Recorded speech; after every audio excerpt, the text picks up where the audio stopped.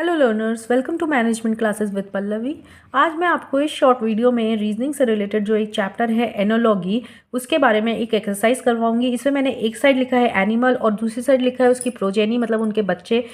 बच्चों को हम क्या कहकर बुलाते हैं? तो सबसे पहले आ जाता है डॉग, तो उसके हम बेबी को बुलाते हैं पपी। हैन के बेबी को बुलाते हैं चिक। कैट के बेबी को बुलाते हैं किटन। बेयर के बेबी को बुलाते हैं कप। और काऊ के बेबी को बुलाते हैं काफ। सो आई होप आपको ये अच्छा लगा हो, और ऐसी ही शॉर्ट वीडियोस के लिए प्लीज़ अपडेट रहिए मेरे चैनल से, और अपडेट रहने के लिए please do subscribe my channel. Thank you.